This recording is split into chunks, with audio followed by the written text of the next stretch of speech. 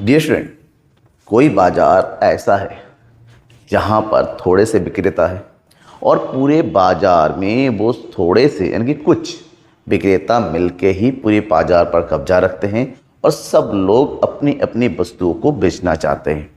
हो सकता है सबके पास एक जैसी वस्तु हो सकता है सबके पास जो वस्तु हो वो एक ही यूज़ के लिए हो, लेकिन उस सब में अंतर हो। तो उस बाजार को क्या कहते हैं? उस बाजार में कीमत का निर्धारण कैसे होता है? क्योंकि थोड़े से ही विक्रेता है तो जाहिर सी बात है एक की कीमत का फर्क तो दूसरी वस्तु की कीमत पर पड़ेगा ही पड़ेगा। जैसे भारत एग्जाम्पल देते हैं, भारत में एग्जाम्पल है कम्युनिकेशन सेक्टर का। भारत में कम्युनिकेशन सर्विस प्रोवाइड करने वाली गिने चुने 4 या 5 कंपनियां हैं, जैसे जियो है, एयरटेल है, वीआई है, बीएसएनएल है और एमटीएनएल है। बस इसके अलावा कुछ और नहीं है। तो ये पूरे भारत में 140 करोड़ से ज़्यादा आबादी वाले देश में 5 कंपनियां ही कम्युनिकेशन सर्विस प्रोवाइड करती है। तो इस स्थिति को बोलते हैं अल्पाधिकार, ओलिगोपोली के नाम से जानते हैं। तो आज के इस वीडियो में हम यही पढ़ेंगे अल्पाधिकार यानी कि सरल अल्पाधिकार किसे कहते हैं और सिंपल ओलिगोपोली के नाम से जानते हैं। लेक्चर नंबर 9 है, देखिएगा ये हमारा सेमेस्टर 2 का पेपर 1 का सीरीज चल रहा है। तो यहाँ पर पूरे इसमें हमें समझना पड़ेगा अल्पाधिकार का मतलब। अल्प का मतलब होता है थोड़ा। इंग्लिश में अल्पाधिकार को ओलिगोपोली के नाम से जानते हैं और ओलिगोपोली वर्ड बना है 2 शब्दों से, ठीक है, ओलिगाई एंड पोलिन। ओलिगाई जो वर्ड होता है ना, ये कौन सा वर्ड है पता है? ये है ग्रीक वर्ड, ग्रीक भाषा का वर्ड है और जिसका मतलब होता है आफ्यू यानी कि थोड़े से, और पोलिन का मतलब होता है बेचने वाले लोग।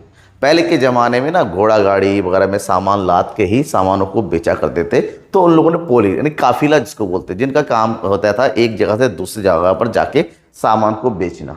तो इसका मतलब होता है बेचना, टू सेल। तो इसका मतलब होता है कि एक ऐसी स्थिति जहां पर बाजार में बेचने वाले कम लोग होते हैं।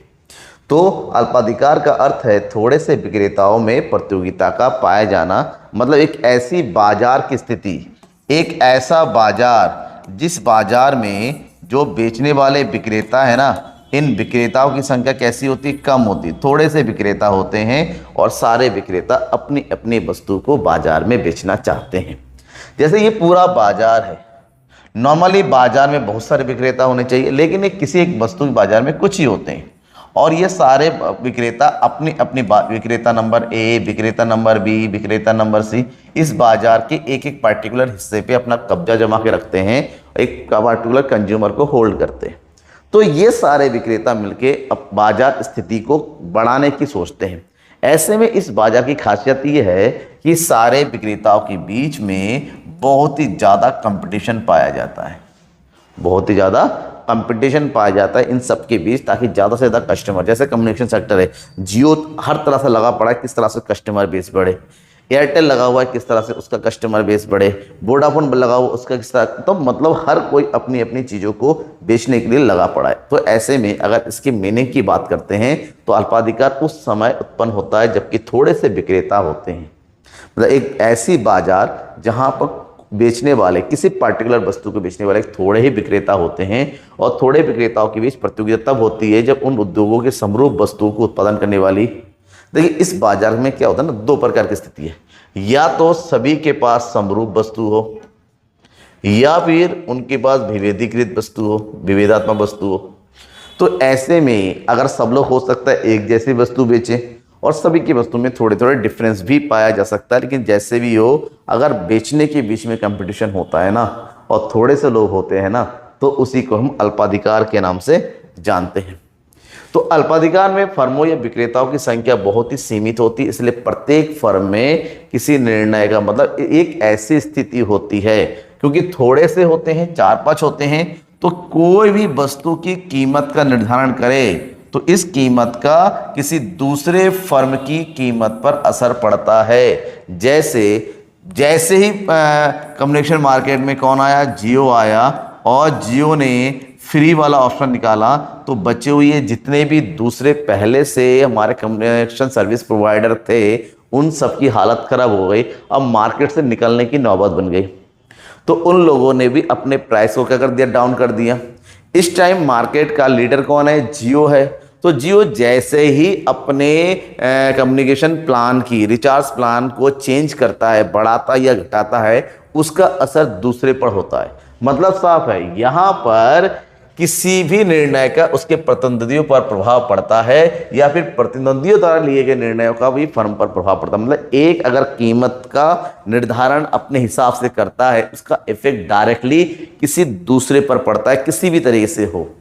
तो अतः अल्पाधिकार बाजार में विद्यमान सभी विक्रेताओं को इस परस्पर निर्भरता का अनुभव करते हैं कि सारे लोग एक दूसरे पर इंटरडिपेंडेंट है। मार्केट में बने रहना है तो प्रतियोगिता भी करना है, साथ साथ एक दूसरे के साथ मिलकर भी चलना है। मतलब एक दूसरे का अनुसरण भी करना है, देखना पड़ेगा सामने वाला क्या डिसीजन ले रहा है, क्योंकि आप उसके डिसीजन से बच नहीं सकते, क्योंकि आप भी उसी का एक पार्ट है।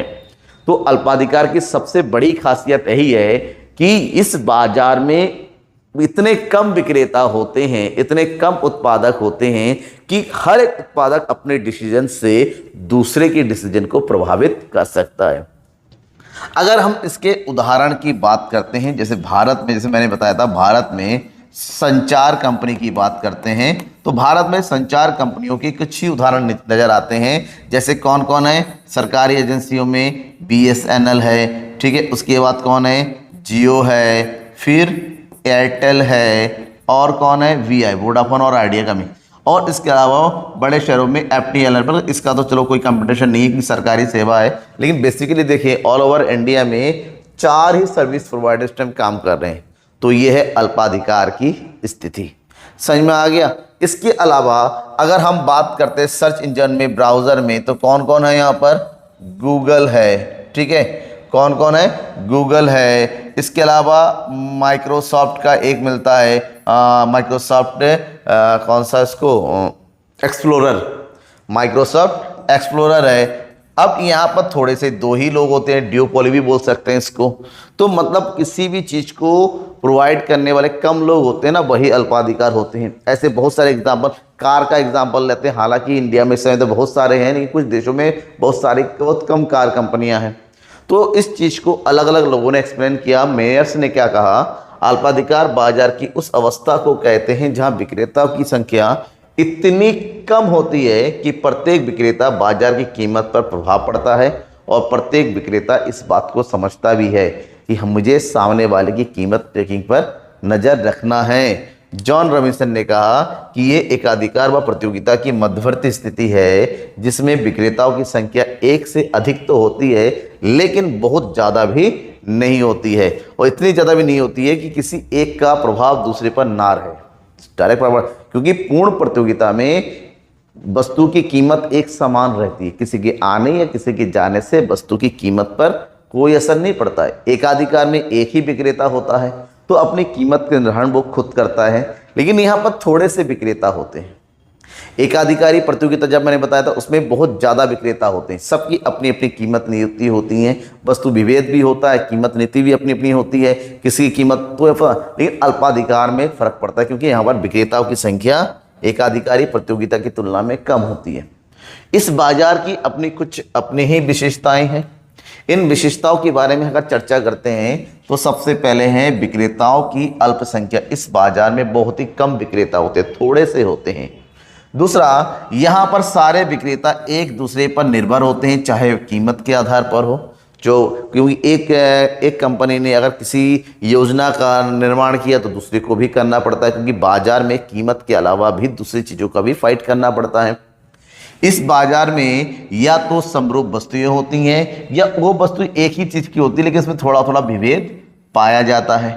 इस बाजार में नई फर्मों का प्रवेश बहुत ही कठिन होता है। हालांकि आ सकता है, स्वतंत्र है, लेकिन उनका जो है प्रवेश कठिन होता है। कई सारी शर्तें होती हैं, क्योंकि ऑलरेडी जो बाजार में मौजूद विक्रेता है वो उस नए विक्रेता को बाजार में आने ही नहीं देता। तो ये प्रॉब्लम होती है उनके सामने। मार्केट में जगह बनाने की प्रॉब्लम होती है, कंपटीशन फाइट करने में, कि ऑलरेडी जो है वो बहुत तगड़े कंपटीशन दे रहे हैं। इस बाजार में मांग वक्र अनिश्चित होता है, कभी अप हो सकता है, कभी डाउन हो सकता है। अगर मान लो अल्पाधिकार सब लोगों ने मिलकर गुट बना लिया तो क्या होगा? तो भी तो प्रॉब्लम है। सभी एक दूसरे से एकदम जानी दुश्मन बन गए तो भी दिक्कत है। तो बाजार में यहाँ मांग वक्र कोई भी निश्चित नहीं है। जैसे एकाधिकार की स्थिति में मांग वक्र ऊपर से नीचे गिरता हुआ होता है, पूर्ण प्रतियोगिता में मांग वक्र सीधा है तो होता है, एकाधिकारी प्रतियोगिता भी मांग वक्र ऊपर से नीचे गिरता हुआ होता है। लेकिन अल्पाधिकार की स्थिति में मांग वक्र जो होता है ना, वो स्लाइडली कभी डाउन कभी अप होता रहता है, क्योंकि इस बाजार की स्थिति अनिश्चित होती है। विज्ञापन की क्रिया इस बाजार में, अगर आपको मार्केट में बने रहना है, आपको ज़्यादा से ज़्यादा कस्टमर को, ज़्यादा से ज़्यादा क्रेताओं को अपनी तरफ आकर्षित करना है, तो इस बाजार में विज्ञापन या प्रमोशन का सहारा लेना पड़ेगा आपको। जब तक आप विज्ञापन का प्रयोग नहीं करेंगे तब तक आप मार्केट में आगे नहीं बढ़ सकेंगे। आपको नई नई चीज़ों के बारे में मिलाना, आपको नई नई तकनीक उठानी पड़ेगी ताकि मार्केट में आप कब्जा बनाए रख सकें। नेक्स्ट है कीमत स्थिरता। इस बाजार में वस्तु की कीमत अगर हम स्थिर भी रखें, लेकिन बाकी अन्य चीज़ों में बहुत ज़्यादा फाइट होती हैं। आप वस्तु की कीमत में बहुत ज़्यादा परिवर्तन नहीं कर सकते, क्योंकि इससे आपके ऊपर नेगेटिव इफेक्ट पड़ सकता है, सामने वाला इसका फायदा उठा सकता है। इस बाजार में प्रायः सामूहिक व्यवहार किया जा सकता है। जब देखा जाता है कि जो प्रतियोगिता है सबका नुकसान कर रहा है, तो वो क्या करते हैं, समूह बना लेते हैं, सामूहिक क्रिया करने लगते हैं, वो एक दूसरे के साथ मिलके काम करने लग जाते हैं। और कभी कभी तो होता है अल्पाधिकार, क्या होता है ना, आपसी समझौते के साथ ये एकाधिकार की स्थिति का भी निर्माण कर देती है। आगे बढ़ते हैं तो अल्पाधिकार को अलग अलग कैटेगरी में, अलग अलग वर्गों में बांटा गया है। पहली कैटेगरी है शुद्ध या विभेदीकृत अल्पाधिकार। तो शुद्ध अल्पाधिकार क्या है और विभेदीकृत अल्पाधिकार क्या है? शुद्ध अल्पाधिकार एक ऐसी स्थिति होती है जहां पर बहुत सी वस्तु एक सी हो सकती है अथवा उसमें अंतर पाया जा सकता है। जब वस्तु एक सी होती है, जैसे सीमेंट है, इस्पात है, तांबा है, एक ही जैसी वस्तु होती है, उसमें कोई अंतर नहीं कर सकता। सीमेंट सीमेंट होता है, तांबा तांबा होगा, लोहा लोहा होगा, तो इसको शुद्ध अल्पाधिकार, क्योंकि पर वस्तुओं में अंतर नहीं पाया जाता है। लेकिन एक ऐसी स्थिति जहां पर वस्तुओं में अंतर होता है, सबके पास उपयोगिता भली एक जैसी हो, उन वस्तुओं में अंतर पाया जाता है, तो उसे हम विभेदीकृत अल्पाधिकार कहते हैं। जैसे हम टेलीविज़न की बात करते हैं, सभी के पास टीवी तो है, लेकिन सभी की टीवी में अंतर होता है, सब अलग अलग फीचर प्रोवाइड। जैसे कार एक ही जैसा होता है, लेकिन सभी कारों में कुछ ना कुछ डिफरेंस है, ठीक है, तो उसको विभेदीकृत अल्पाधिकार। फिर अब बंद या खुला अल्पाधिकार। बंद अल्पाधिकार से तात्पर्य ऐसी अवस्था से है जहां उद्योग पर कुछ फर्मों का नियंत्रण होता है और किसी नए फर्म की प्रवेश यहाँ पर पूरी तरह से प्रतिबंधित होता है। वो एक ऐसे समूह का निर्माण करते हैं जिसमें इस प्रकार से क्रिया करते हैं, नया फर्म बाजार में आ ही ना पाए। लेकिन खुली अर्थव्यवस्था में कोई भी नया फर्म इस बाजार में प्रवेश कर सकता है। नेक्स्ट है आंशिक या पूर्ण अल्पाधिकार। आंशिक अल्पाधिकार और पूर्ण अल्पाधिकार।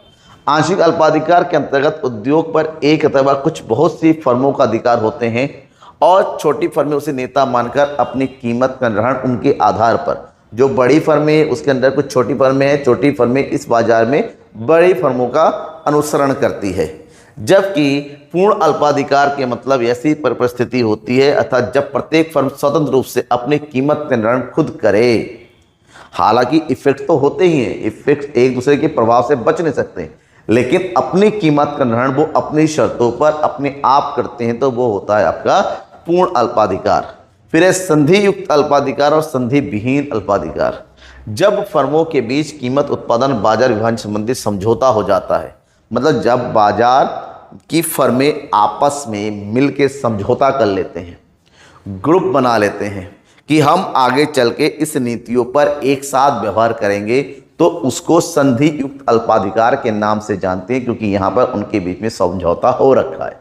लेकिन बाजार की ऐसी स्थिति जहां पर प्रतिद्वंदियों के बीच में कोई भी समझौता नहीं हो रखा है, सबकी अपनी अपनी अलग नीति है, सबका अपना अपना अलग फलसफा है, तू तेरे रास्ते मैं तेरे रास्ते, हम दोनों के बीच में ना कोई दूसरा जहां है, तो ऐसी स्थिति को हम संधि विहीन अल्पाधिकार के नाम से जानते हैं। अब बात यह है कि इस अल्पाधिकार में वस्तु की कीमत का निर्धारण होता कैसे है। देखिए, वस्तु की कीमत का निर्धारण मैंने अभी कहा डिपेंड करता है फर्म की नीतियों पर। फर्म किस प्रकार, और हर एक फर्म चाहती है कि अपना लाभ अधिकतम किया जाए, प्रॉफिट जहां पर अधिकतम होगा वहीं पर एक फर्म अपनी वस्तु की कीमत का निर्धारण करती है, लेकिन उसके बावजूद भी क्योंकि सारी फर्म एक दूसरे पर निर्भर होती हैं, सारी फर्म एक दूसरे से की क्रियाओं से प्रभावित होती हैं, तो यहाँ पर भी हम कीमत निर्धारण में कुछ चीज़ों का विशेष ध्यान रखते हैं। तो अगर अल्पाधिकार में वस्तु की कीमत निर्धारण का अध्ययन करना है तो हम ये समझ रहेंगे कि दो प्रकार के अल्पाधिकार है। एक अल्पाधिकार जहाँ पर विभेद रहित मतलब वस्तु में विभेद नहीं होता है, समरूप वस्तुएं होती हैं, और एक ऐसा अल्पाधिकार जहाँ पर वस्तु विभेद की स्थिति होती है, उनकी वस्तुओं में अंतर पाया जाता है। तो पहला है उत्पादन विभेद रहित, उत्पादन विभेद रहित अल्पाधिकार या पूर्ण अल्पाधिकार, मतलब एक ऐसी स्थिति जहां पर सभी विक्रेताओं के पास समरूप वस्तुएं हैं, एक जैसी वस्तुएं हैं। तो यहां पर कीमत निर्धारण की दो स्थितियां, या तो कीमत युद्ध करे, सब लोग अपनी अपनी कीमत के आधार पर मतलब कंपटीशन चलता रहे। दूसरा कीमत नेतृत्व, यानी कि एक नेता हो, वो नेता कीमत का निर्धारण करे और उसी कीमत को बाकी सब लोग भी फॉलो करें। तो दो स्थितियों में यहाँ पर वस्तु की कीमत का निर्धारण होता है। पहला कीमत युद्ध। कीमत युद्ध का मतलब होता है जब वस्तु की सभी फर्मों द्वारा समान वस्तु का उत्पादन किया जाता है तब इसे शुद्ध या पूर्ण अल्पाधिकार कहा जाता है। और शुद्ध या पूर्ण अल्पाधिकार में वस्तु भेद नहीं होता है और ऐसे में प्रतियोगिता अधिक होती है, तो अल्पाधिकार में एक फर्म असाधारण लाभ कमा सकती है, किंतु दीर्घकाल में असाधारण लाभ प्राप्त नहीं होता। तो ऐसे में एक ऐसी स्थिति होती है जहां पर उनका सीमांत आगम और सीमांत लागत आपस में बराबर हो जाता है, तो उस जगह पर वस्तु की कीमत का निर्धारण किया जाता है। सैमुअल्सन ने कहा है कि पूर्ण अल्पाधिकार में समृद्ध वस्तुओं के कारण कीमत प्रतियोगिता अपनी चरम को प्राप्त करती है और एक फर्म दूसरे फर्म के बाजारों से बाहर निकालने का पूरा प्रयास करते हैं।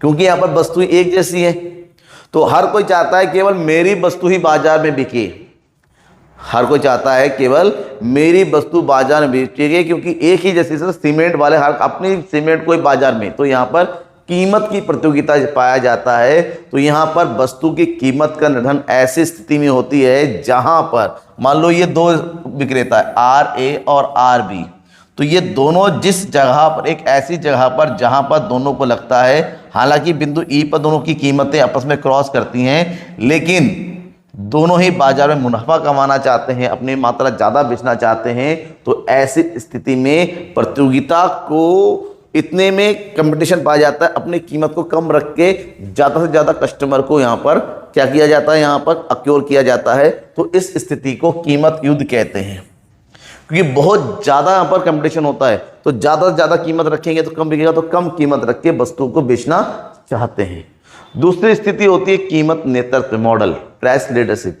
ये एक ऐसी स्थिति होती है जहां पर यहाँ पर सारे विक्रेता आपस में समूह बना लेते हैं और उनके बीच में एक एग्रीमेंट हो जाता है जिसको बोलते हैं गुप्त सज्जनता समझौता, आ टिकट जेंटलमैन्स एग्रीमेंट, कि आपस में ग्रुप बना लेते हैं और इस ग्रुप में उनका एक नेता चुना जाता है जो सबसे बड़ा फर्म होता है, और वो फर्म अपनी कीमत नीति के आधार पर जो भी कीमत तय करती हैं उसके सभी सदस्य, उसको नेता मानने वाले सभी फर्म उसी कीमत को अनुसरण करती है। जैसे भारत में टाटा साबुन बनाती हैं और हिंदुस्तान लीवर भी बनाती हैं, अलग अलग प्रकार से हैं। टाटा जो है साबुन में, हिंदुस्तान लीवर जो है अलग अलग चीज़ों में, और जियो जो है संचार क्रांति में, इन सब का अपना अपना। जियो जो प्राइस है बाकी लोग उसे भी मानते हैं, टाटा वाले स्टील का जो कीमत तय करते हैं बाकी लोग उसकी फॉलो करते हैं, हिंदुस्तान लीवर में साबुन का रेट लगाते हैं बाकी लोग वही फॉलो करते हैं। मतलब एक कीमत नेतृत्व होता है, एक नेता होता है जिसको हम बोलते हैं, जो वो एग्रीमेंट बनाए, जो वो कीमत रहे उसी को बाकी लोग फॉलो करते हैं। और ये कीमत हमेशा ऐसा रखा जाता है कि ज़्यादा से ज़्यादा लाभ यहाँ पर लिया जा सके। मान लो यहाँ पर दो स्थिति, एक ये है P2 और एक है P1, ठीक है। यहाँ पर MC2 है, MC2 AR है, MR। तो MR और MC जहाँ पर आपस में बराबर हो, ये MR है ये MC, ये बिंदु, तो वस्तु की कीमत या तो यहाँ किया सकता है या तो यहाँ पर किया जाएगा, तो वस्तु का उत्पादन ज़्यादा होगा, ठीक है। यहाँ किया लाभ, तो ऐसे में एक ऐसे से तय किया जाता है जहाँ पर उत्पादन भी बढ़े, लाभ को बढ़े। तो बेसिकली वस्तु की कीमत का निर्धारण कहाँ जाता है, बिंदु K1 पर अधिक किया जाता है, कम कीमत पर अधिक माल बेचा जा सकता है। नेक्स्ट है, अगर वस्तुओं में क्या हो, विभेद हो, उत्पादन विभेद सहित, मतलब एक ऐसी स्थिति जहां पर सभी विक्रेताओं के पास वस्तुएं अलग अलग होती हैं। तो जब अल्पकाल में एक फर्म असाधारण लाभ कमा सकता है, तो किंतु दीर्घकाल में अन्य प्रतियोगी फर्म में उनके असाधारण लाभ को समाप्त कर देती है, तो इस बाजार में वस्तु की कीमत का निर्धारण अलग तरीके से किया जाता है। जैसे गैर कीमत प्रतियोगिता, वस्तु के गुण में सुधार करते प्रतियोगिता, विज्ञापन प्रतियोगिता। तो इस बाजार में अगर हम बात करते हैं वस्तु की कीमत का, तो वस्तु की कीमत का निर्धारण हर कोई अपने हिसाब से करता है, लेकिन फिर भी इस बाजार में गैर कीमत प्रतियोगिता पाई जाती है। गैर कीमत मतलब वस्तु की कीमत का निर्धारण वो अपनी खुद की नीति से करेंगे, लेकिन क्योंकि वस्तुओं में अंतर होता है तो अपनी अपनी वस्तु को बेचने के लिए उनके बीच में जो प्रतियोगिता होती है, एक है वस्तु की गुण में सुधार, कि आप अच्छी क्वालिटी दो। जैसे बाजार में मोबाइल की बहुत सारी कंपनीज हैं और सबकी कीमत अपने अपने हिसाब से है। आईफोन की कीमत अलग है, गूगल पिक्सल की कीमत अलग है, ठीक है, सैमसंग एस सीरीज की कीमत अलग है, वीवो की कीमत अलग है, ओप्पो की कीमत अलग है, सबका अपनी कीमत है। सब बोलते हैं सब लोग मोबाइल ही तैयार कर रहे हैं, काम वही है, लेकिन सबकी फीचर अलग होंगे, कीमत अलग अलग है, तो सब लोग अपनी क्वालिटी के अकॉर्डिंग काम करते हैं। भाई टाटा की कार क्यों बिकती हैं? क्योंकि टाटा की कार जो है सेफ्टी कार होती हैं। सुजुकी की कार क्यों बिकती हैं? क्योंकि सुजुकी कार जो है सस्ती कार होती हैं, ठीक है, फीचर ज़्यादा होती हैं, ठीक है। और हुंडा की कार क्यों है? हुंडा की कार जो है कहते हैं माइलेज अच्छा देती है, ठीक है। तो यहाँ पर नॉर्मली हर किसी की अपनी क्वालिटी होती है, तो लोग अपनी क्वालिटी को सुधार करके प्रतियोगिता करते हैं। दूसरा विज्ञापन प्रतियोगिता, कि लोगों को कितना ज़्यादा अपने तरफ अट्रैक्ट किया जाए। कीमत वही है, कीमत में छेड़छाड़ नहीं करेंगे, लेकिन दूसरी जो है ऑप्शन है उसको फॉलो करेंगे जहां पर ज़्यादा से ज़्यादा कस्टमर अपने तरफ खींचे जा सके। या फिर गुटबंदी या कार्टेल बना लेते हैं। गुटबंदी के अंतर्गत एक केंद्रीय संस्था सभी अल्पाधिकारियों के लिए कीमत और उत्पादन की मात्रा का निर्धारण करती है। यहाँ पर एक विशेष संस्था का निर्माण किया जाता है और उस संस्था के अंतर्गत बाकी सब लोग उस संस्था का सदस्य होते हैं और उस संस्था के द्वारा इन सब के लिए वस्तु की कीमत का निर्धारण किया जाता है। जैसे ये फर्म है, ये फर्म है, ये फर्म है, और यहाँ पर वस्तु की कीमत का निर्धारण के पर। तो ये जो फर्म ने कीमत निर्धारण किया, यहाँ पर इसी कीमत को सभी को फॉलो करना होता है और इसी कीमत पर बाकी सबको अपनी वस्तु को बेचना होता है, ठीक है। ध्यान रखिएगा, ये है अल्पाधिकार की स्थिति जहाँ पर वस्तु की कीमत का निर्धारण अलग अलग तरीके से किया जाता है। तो ये पूरा टॉपिक आपको कैसा लगा, समझ में आया तो जरूर बताइएगा। नोट्स कैसे लगे, क्योंकि नोट्स मैंने ऐसे बनाए ताकि आप अपने एग्जाम में अच्छे से लिख सके, ठीक है। कोई भी डाउट हो किसी तरह से हो जरूर बताइएगा, ठीक है। आपके कमेंट का बेसब्री से इंतजार रहता है मुझे हर एक कमेंट को पढ़ना अच्छा लगता है। कोई राय होता है, कोई सजेशन होता है, वो एक्सेप्ट करता हूँ। आपके कोई डाउट होता है दूर करने की कोशिश करता हूँ, लेकिन कमेंट जरूर कीजिएगा और अच्छा लगा तो लाइक करके शेयर कर दीजिएगा। Thank you and bye.